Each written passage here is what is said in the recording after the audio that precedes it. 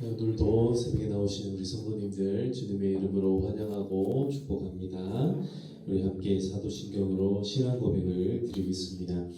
나는 전능하신 아버지 하나님 천지의 창조주를 믿습니다. 나는 그의 유일하신 아들 우리 주 예수 그리스도를 믿습니다.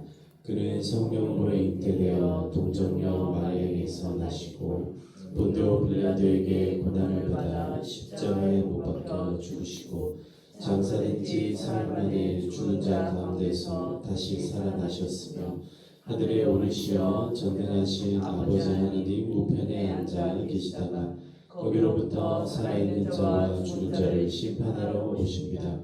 나는 성령을 믿으며 거룩한 공교회와 성도의 교제와 죄를 용서받는 것과 몸의 부활과 영생을 믿습니다. 아멘. 아멘. 찬송가 435장입니다. 찬송가 435장. 나의 영원하신 기업 생명보다 귀하다. 나의 갈 길 다 가도록 나와 동행하소서. 435장 함께 찬송 드리겠습니다.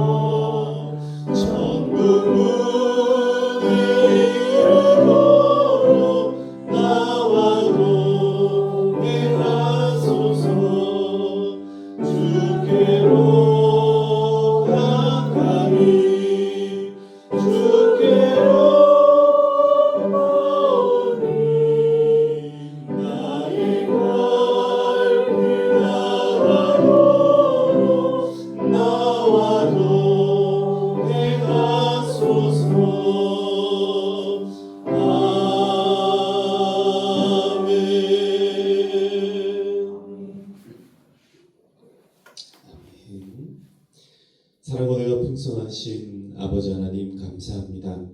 우리의 영원한 기업이 되셔서 우리의 모든 삶 가운데 언제나 하나님의 나라를 꿈꾸게 하시고 하나님의 나라와 그 주님의 귀한 뜻이 하늘에서 이루어진 것처럼 이 땅 가운데도 이루어지기를 소망하며 기뻐하며 그것을 마음에 품고 살아가는 하나님의 나라의 백성으로 삼아주심을 감사합니다. 하나님, 우리의 발은 언제나 이 땅 가운데 묻히고 살아가지만 그러나 우리의 마음과 우리의 영혼만큼은 언제나 그 천국에서 하나님과 동행하며 하나님의 기쁨이 되며 또 하나님을 기뻐하는 삶이 되게 하여 주시옵소서. 주님, 우리의 삶이 주님과 동행할 때에 하나님 기쁨과 소망으로 충만케 하시고 하나님 주시는 감사와 평강으로 하나님 날마다 채워주시는 은혜가 있게 하여 주시옵소서. 우리의 갈 길들을 오늘도 우리가 한 걸음 한 걸음 나아갑니다. 어제보다 조금 더 주님께 가까워지는 날이 되게 하시고 그 천국에 이르기까지 주님 우리와 늘 동행하여 주시옵소서. 우리가 늘 함께하여 주시옵소서. 이 세상 가운데 우리가 때로는 그 부귀와 안일함 가운데 때로는 명예를 아버지 하나님 손에 쥐고자 애를 쓰고 하나님 정말 노력을 하지만 그러나 주님 그 모든 것들 다 헛된 것인 줄을 알고 내려놓게 하시고 하나님 오직 주님만을 기뻐하고 주님만을 향하는 우리의 삶이 되게 하여 주시옵소서. 하나님께서 오늘도 우리와 함께하여 주실 때에 마음 가운데에 주님의 말씀을 새겨주시고 이 말씀 붙잡고 마음 가운데 믿음으로 소망으로 충만케 하여 주시옵소서. 우리와 함께하여 주시기를 간절히 소망하옵고 모든 말씀 예수님의 이름으로 기도드리옵나이다. 아멘. 아멘. 오늘 하나님께서 우리에게 주신 말씀은 여호수아서 15장 여호수아 15장 1절에서 19절까지의 말씀입니다. 여호수아 15장 1절에서 19절까지의 말씀인데요. 1절에서 12절까지의 말씀은 유다 자손의 땅의 그 경계에 관한 말씀인데요. 그 말씀은 지명에 관한 말씀들이 쭉 나와서 조금 넘어가고 본문이 길어서 13절부터 19절까지를 우리 함께 봉독하도록 하겠습니다. 13절부터 19절까지 우리 한 절씩 제가 먼저 읽겠습니다. 여호와께서 여호수아에게 명령하신 대로 여호수아가 기럇 아르바 곧 헤브론을 유다 자손 중에서 분깃으로 여분네의 아들 갈렙에게 주었으니 아르바는 아낙의 아버지였더라. 갈렙이 거기서 아낙의 소생 그 세 아들 곧 세세와 아비함과 갈렙을 쫓아내었고 거기서 올라가서 드빌 주민을 쳤는데 드빌의 본 이름은 기럇 세벨이라. 갈렙이 아낙을 기럇 세벨을 쳐서 그것을 점령한 자에게는 내가 내 딸을 아낙으로 주리라. 갈렙의 아우 그나스의 아들인 온니엘이 그것을 점령함으로 갈렙이 자기 딸 악사를 그에게 아내로 주었더라. 악사가 죽을 때 그에게 전하여 자기 아버지 나발대로 나비의 선생님을 갈렙이 그에게 물을 때 내가 무엇을 원하느냐 하니 우리 함께 읽겠습니다. 이르되 내게 복을 주소서. 아버지께서 나를 내게 땅으로 보내시오니 유샘물도 내게 주소서 하매 갈렙이 윗샘과 아랫샘을 그에게 주었더라. 아멘. 아멘. 네, 지난밤에 편히 잘 쉬셨습니까? 네, 오늘 이 새벽에도 우리에게 새로운 날을 허락하신 하나님께서 또 새 힘도 주시고 또 새로운 믿음도 더하시고 오늘 이 하루를 살아갈 때에 또 좋은 일들 또 마음 가운데 기쁨으로 또 우리를 형통케 하여 주시기를 주님의 이름으로 축복합니다. 오늘 말씀을 살펴보시면 이제 우리가 읽지는 않았지만 15장 1절에서 12절까지의 말씀은 유다 자손의 지파가 그의 땅의 경계가 어디까지인지를 하나님께서 알려주시는 그런 장면들이 나오고 있습니다. 2절에 보시면요, 그들의 남쪽 경계는 염해의 끝 곧 남향한 해만에서부터 이렇게 이제 이야기가 시작이 되고 있습니다. 유다 지파의 경계가 남쪽 경계, 그러니까 아래쪽은 염해, 사해라고 불리고 있는 그쪽 끝에서부터 시작이 되고요. 그리고 이제 5절에 보시면 그 동쪽 경계도 역시 염해, 그러니까 사해가 위치하고 있는 곳이 동쪽 아래쪽 끝이었기 때문에 이 동쪽 끝을 이야기를 꺼내고 있고 그 다음에 북쪽 경계는 요단 끝에 있는 해만에서부터라고 이야기를 합니다. 그래서 이 유다 지역이 동쪽 끝과 남쪽 끝, 지금 북쪽 끝까지 이 사해, 염해라고 불리고 있는 이 사해에서부터 요단강으로 쭉 타고 올라가면서 이것이 전부 다 유다 지파, 유다 자손들의 경계가 되고 있다는 것을 볼 수 있고요. 그 다음에 12절에 나오는 것처럼 서쪽 경계는 대해와 그 해안이라고 이야기를 하는데 이 대해는 오늘날의 지중해를 이야기를 합니다. 그래서 이 땅을 이제 나중에 경계선으로 이제 쭉쭉 그어 보면은 거의 이 서쪽 지역에 있는 그러니까 지금 동쪽 그러니까 요단강 동쪽 편에 두 개의 지파와 반 지파가 자리를 딱 잡았고 그리고 왼쪽 편에 나머지 9개의 지파와 또 반 개의 지파가 자리를 잡는데 그 가운데서도 유다 지파의 땅은요 약 3분의 1에 해당하는 굉장히 넓은 지역을 유다 지파가 이 경계로 가지게 되었다는 것을 볼 수 있습니다. 자 그런 가운데서 이제 조금 더 이제 세부적인 이야기가 이어지고 있는데요. 이 내용들이 바로 갈렙과 이 헤브론 지역, 드빌 지역을 구체적으로 정복해가는 그런 장면들이 나오고 있어요. 오늘 우리가 읽었던 이 본문 말씀을 이제 좀 살펴보시면요. 13절에 여호와께서 여호수아에게 명령하신 대로 여호수아가 기럇 아르바 곧 헤브론을 그러니까 갈렙이 이 산지를 내게 주소서 말씀했던 그 산지 그 땅 헤브론을 갈렙에게 이제 주게 되는데 그때 당시에 이 아르바는 아낙의 아버지였더라라고 이야기를 하고 있습니다. 그러니까 헤브론 지역에 이 아르바라고 하는 사람이 살고 있는데 아르바라고 하는 사람이 누구냐 했을 때 아낙 자손들의 아버지였다. 아낙의 아버지였다. 그러니까 아낙이라고 하는 사람의 의미 자체가 자이언트, 그러니까 거인이라는 의미를 가지고 있는데 그 아낙의 아버지이었기 때문에 얼마나 더 위대하고 이제 이방인이고 가난 족속이긴 한데요. 그 사람을 점령하는 것이 얼마나 어려운 일인지를 오늘 이 본문을 통해서 다시 보여주고 있는 것입니다. 그래서 헤브론을 그냥 보기에 좋은 땅이어서 이제 갈렙이 이 산지 저한테 주세요.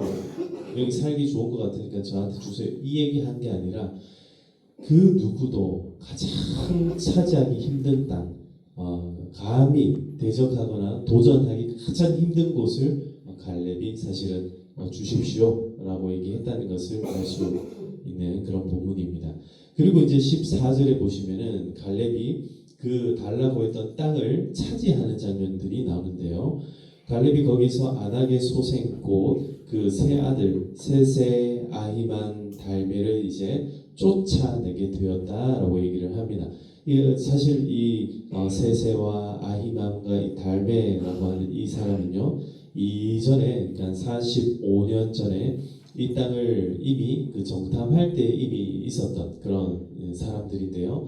그때는 정탐할 때 감히 엄두도 못 내었던 이 지역을 이 45년이 지난 85세의 갈렙이 정말 용감하게 그 땅을 차지하는 장면들.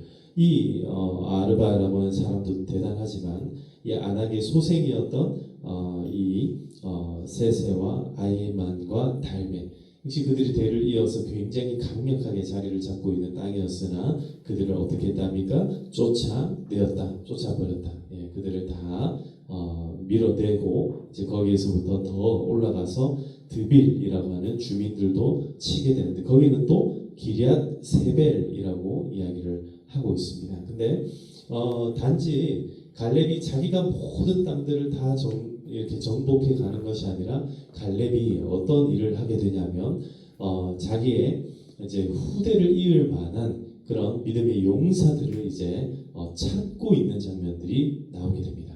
그래서 갈렙이 다 본인이 뭐 다 할 수도 있었겠지만 그러나 항상 신앙의 일이라는 것은요 믿음의 일이라는 것은 내 대해서 모든 것을 다 해결을 할 수가 없는 거예요. 그래서 어떻게 하냐면 아주 지혜롭게 다음 세대를 키우는 일을 갈렙이 진행을 하게 되었다라는 겁니다.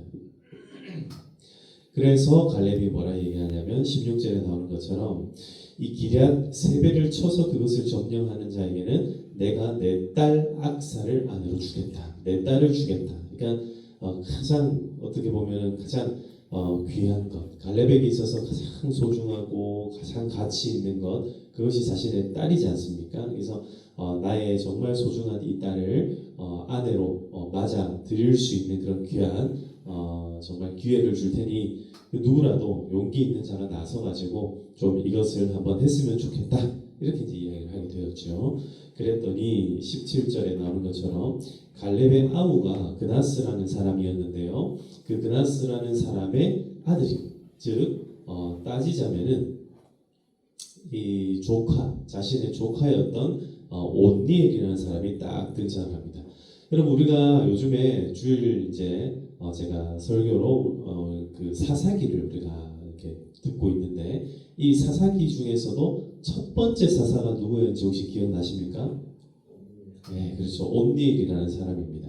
그래서 이 온니엘이라는 사람이 갑자기 어디서 툭 하고 등장하는 것이 아니고, 이 온니엘이라는 사람의 배경 가운데 누가 있냐면은 이 갈렙이라는 아주 위대한 용사가 있었다라는 것을 알 수 있다라는 거죠. 그래서 온니엘이라는 사람이 이 첫 번째 사사 시대에 지도자가 될 수 있었던 그 이유, 그 배경에는 이렇게 갈렙의 위대한 전투와 정복 전쟁도 있었고, 그 갈렙의 배려와 안배가 있었기 때문에 이런 용사가 갑자기 튀어나오는 것이 아니라 용사가 서서히 자라날 수 있었다라는 겁니다. 그래서 이 악사를 그에게 아내로 결국에는 주게 되었다. 온니엘이 그것을 점령하고 악사를 아내로 얻게 되는 그런 장면이 나타납니다. 오늘 제가 이 중에 우리 중에 이제 아마 청년이 있었다면 그런 얘기를 했을 거예요. 여러분, 결혼 잘하고 싶습니까? 그러면 먼저 하나님 일에 최선을 다해 보십시오라고 아마 제가 얘기를 했을 것 같은데, 오늘 여기는 전부 다 이미 시집 장가를 다 가신 분들이 여기 앉아 계시네요. 여러분들 자녀분들에게도 마찬가지이고, 사실 우리가 영적으로 우리가 이런 문제들을 봤을 때도 마찬가지예요. 우리 주님께서 우리에게 알려주신 기도가 이런 거죠. 하나님의 나라가 임하시옵고 뜻이 하늘에서 이루어진 것 같이 땅에서도 이루어지이다. 그러니까 예수님께서 우리에게 가르쳐 주신 기도도 그렇고, 그리고 주님께서 우리에게 그 제자들에게 하셨던 말씀, 너희가 먼저 그의 나라와 그의 의를 위해서 기도하라. 그리하면 그 위에 그 외에 모든 것들 이미 하나님께서 우리에게 필요한 게 뭔지를 알고 계시기 때문에 더하여 주시리라. 그런 은혜가 있기를 소망합니다. 그래서 오늘 이 새벽에 기도할 때는요, 특별히 내 가족, 내 삶, 나의 것들을 위해서 기도하기 이전에 먼저 하나님의 나라를 위해서 좀 기도했으면 좋겠습니다. 오늘 금요일이고 또 이따가 저녁에 우리가 금요 기도회 때도 기도하겠지만, 우리 교회가 이렇게 또 이렇게 꿈꾸고 있는 하나님의 나라를 위해서 하나님께서 이 대전 지역에 우리 교회를 세우시고 대전 지역의 선교의 역할들을 감당하게 하셨어요. 제가 섬겼던 교회들 특징들이 이번에 오셔가지고 설교해 주셨던 목사님들 기억나시죠? 그 동서남북 교회도 그렇고 선두 교회도 그렇고 굉장히 선교를 참 잘하는 교회들이에요. 그래서 그런 교회들에서 제가 사역을 해왔기 때문에 하나님의 나라를 꿈꾸고, 그러니까 그 교회들이 부흥하고 성장할 수 있었던 동력이 무엇인가? 제가 여러 이제 교회들을 많이 경험하기도 하고 또 살펴보기도 하고 이렇게 했는데, 흔히 이야기하는 잘 되는 교회는요, 정말 한 가지로 뭘 잘하는 교회인가 하면 정말 선교를 잘하는 교회들. 그래서 선교를 잘하는 교회가, 그게 무슨 말이냐면, 그러니까 우리 교회도 참 중요하죠. 왜 중요하냐면 우리 교회는 우리가 늘 발을 딛고 예배를 드리는 곳이기 때문에 참 중요해요. 그런데 선교를 잘한다라고 하는 것은 본질적으로 이 교회가 추구해야 되는 방향이 무엇인지를 잘 알고 그것을 놓치지 않는다는 것을 의미하거든요. 그래서 하나님의 나라를 꿈꾼다는 것은 이 교회가 지역 교회로서의 역할을 감당하는 것, 그것이 어떻게 보면은 가장 중요한 것처럼 보여요. 왜냐하면 우리의 삶이 다 있기 때문에 그렇습니다. 이걸 소홀히 하면서 무슨 선교를 잘한다, 이것은요 사실은 말이 안 되는 거예요. 그럼 무슨 말이냐면, 집안의 살림은 엉망진창으로 해놓고 교회에 와가지고 맨날 청소하고 있는데 이거 거꾸로 된다는 거예요. 그것도 잘못된 얘기예요. 근데 내 집만 늘 깨끗하게 깨끗하게 정리해놓고 내 집은 정말 잘해놓고 교회는 와가지고 내팽겨쳐놓고 교회는 신경도 안 쓰는 것 그것도 뭔가 잘못됐다라고 볼 수 있다는 거죠. 그러니까 둘 다 제가 말씀드리고 싶은 것은 언제나 내 집도 잘 깨끗하게 관리하고 정리해야 되지만 그것이 끝이 나면 안 되고 교회도 깔끔하게 정리하고 교회에 나와서 하나님의 나라의 일도 우리가 함께 꿈꾸고 소망하며 살아갈 수 있어야 되는 것처럼 교회는요, 이 평화교회는요, 이 지역에 있는 교회들은 언제나 하나님의 나라를 먼저 소망하고 꿈을 꿔야 된다. 그래서 늘 선교하는 이 일들을 잊지 말아야 된다는 거예요. 그래서 지금 우리 교회가 이 네 분의 선교사님을 후원을 하고 네 곳의 교회를 또 후원을 하고 있는데 이 우리가 후원하고 있다라는 것은 돈 드리는 것 단순히 돈 드리는 그것으로 후원이 끝나면은 안 된다라는 거예요. 지금 제가 보니까 우리 교회가 지금 후원금으로 각각 교회마다 10만 원씩 보니까 후원을 하고 있고 각각 10만 원씩 선교사님들한테 이제 후원을 해서 이 후원금을 통하여서 그 선교사님들이 도움을 받을 수 있도록 우리가 지원을 하고 있는데 저는 지금까지 제가 한 번도 이렇게 담임 목회를 해본 적이 없지만 제가 담임 목사가 되면은 늘 제가 꿈꿨던 것은 적어도 한 교회가 한 사람의 목사를 키워낼 정도의 저력을 갖춰야 되지 않겠나라는 것을 늘 제가 꿈꿔왔어요. 그래서 우리 교회도 정말 이 시대에 좋은 목사님 한 분을 키워낼 수 있는 그런 교회가 되기를 소망합니다. 뿐만 아니라 우리 교회도 정말 한 분의 선교사님을 파송할 수 있는 교회는 되어야 되지 않겠나. 한 분의 선교사님을 파송한다는 것이 어떤 걸 의미하냐면요. 예를 들면 그런 겁니다. 저기 KPM에 여러 이제 선교사님들을 해마다 이렇게 파송을 합니다. 해마다 우리 이제 고려신학대학원에 보면은 이 과가 목회학이라고 하는 이 과, 그러니까 우리가 흔히 아는 전도사님에서 강도사님이 되고 강도사님에서 목사님이 되는 그 길들이 있는데요. 그 가운데서도 특별히 그 중에 일부가 선교사로 지원하는 이 자원들이 있어요. 그 선교사님들이 KPM을 통해서 정식으로 선교사가 되는 그 과정들이 굉장히 까다롭고 굉장히 절차가 복잡한데 그 가운데 하나가 뭐냐면 후원금을 받아야 됩니다. 후원금을 받기 위해서 가장 좋은 일이 뭐냐면 한 교회와 연결이 되어가지고 그 교회로부터 최소한 50%의 후원을 받아야 그래야 나머지 이제 각 교회들로부터 후원금을 나머지를 다 받을 수 있는데 거의 제가 알기로 약 300만 원에서 350만 원의 후원금을 받아야 돼요. 그러면은 최소 한 교회에서 150만 원 후원 받아야 그래야 개인적으로 각 교회들한테 10만 원씩 10만 원씩 후원을 받더라도 최소 교회가 몇 교회냐면 한 교회가 150만 원을 해줘도 15교회로부터 후원을 받아야 이 사람이 선교사로 파송을 받을 수 있게 돼요. 옛날에는 그냥 막 파송을 시켜줬는데 요새는 후원금을 다 채우지 못하면은 파송을 안 시켜줘요. 아예.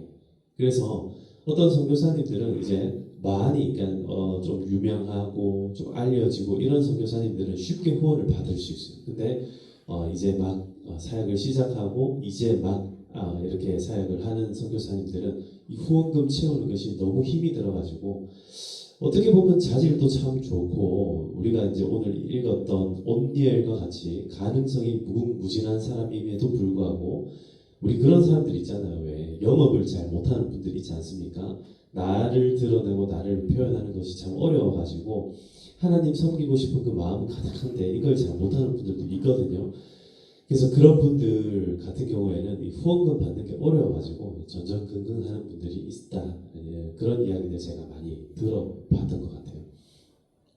그래서 이제 시간 조금 많이 갔는데 오늘 우리가 이 시간 함께 오늘 이제 금요일이고 함께 기도할 때 그런 선교사님들을 위해서 먼저 기도했으면 좋겠고 그리고 우리 평화교회가 그런 일들을 좀 잘 감당할 수 있는 교회가 되어가지고 모르겠습니다. 내년에 이제 우리 또 장로님들하고 우리 성도님들하고 같이 내년 예산을 또 편성하고 우리가 그들을 준비할 때에 최소한 올해보다는 내년에 조금이라도 더 많이 선교할 수 있고 또 지역 교회들을 또 후원할 수 있는 그런 교회가 되기를 바랍니다. 뭐 우리 교회 당장 뭐 이렇게 건축 빚갚기에도 막 급급한데 막 그거를 넘어서는 정도의 막 그런 것들을 하자라는 말이 아니고 우리가 할 수 있는 형편에서 최선을 다해서 최소한 교회가 지역 교회가 살아갈 때에 이 지역 교회가 지역을 위한 전도도 해야겠고 그리고 선교도 감당을 해야 되는데 이 선교에 대한 꿈만큼은 절대로 놓쳐서는 안 되겠다. 여러분 우리가 비록 발은 대전 땅에 밟고 있지만 그러나 우리의 이 영혼만큼은 오늘 이 새벽 기도할 때 여러분 세계 일주를 한번 하시기를 축복합니다. 여러분 아는 나라가 어떤 나라가 있는지 잘 모르겠어요. 근데 여러분 그 나라를 함께 꿈꾸셨으면 좋겠습니다. 그래서 그 나라를 꿈꾸시고 그 나라를 위해서 기도할 때에 그 땅에 아마도 여러분들이 말할 수 있는 그 땅에는 아마 어떤 선교사님이라도 한 분 정도는 들어가 있을 거예요. 그래서 그 선교사님들을 위해서 기도해 주시고 특별히 우리 교회가 지금 후원하고 있는 이 네 분의 선교사님이 있지 않습니까? 주보에 보면은 뒤에 늘 제가 이걸 적어 놓는 이유가 그분 보시면서 좀 기도해 달라고 이렇게 써 놓습니다. 네 분의 선교사님들을 위해 기도해 주시고 네 곳에 있는 우리 지역에 있는 목사님들을 위해 기도해 주시고 우리 또 우리 고려신학대학원 우리 전도사님들을 위해서도 좀 기도해 주시고 이 새벽에는 우리 선교를 위해서 저 땅 가운데 특별히 저 지금 우크라이나 땅 가운데 전쟁이 그치지 않고 있는데 빨리 잘 마무리될 수 있도록 이스라엘과 중동 무슬림들 간에 지금 계속 전쟁이 일어나고 있는데 그 전쟁도 좀 그쳐질 수 있도록 그곳에서 섬기고 있는 모든 선교사님들 하나님께서 지켜주시도록 그곳의 복음이 빨리 잘 전파될 수 있도록 함께 기도해 주시기를 소망합니다. 네, 오늘 우리 이 시간 함께 기도할 때에 다음 세대 가운데 정말 믿음의 훌륭한 그런 목회자가 나타나도록 그 위해서 좀 기도해 주시고요. 우리가 그렇게 기도하는 것들이 결국에는 하나님의 나라를 이 땅 가운데 이루어지도록 소망하는 그 첫 번째 단서가 되는 기도다라는 것을 생각해 주시고 함께 기도했으면 좋겠습니다. 모든 것들을 기도하시고 여러분 집에 갈 때 바쁘시면 하나님 아시지요 하고 가시면 됩니다. 그래서 우리 간절함으로 하나님의 나라를 꿈꾸면서 주여 함께 외치고 함께 기도하도록 하시겠습니다. 주여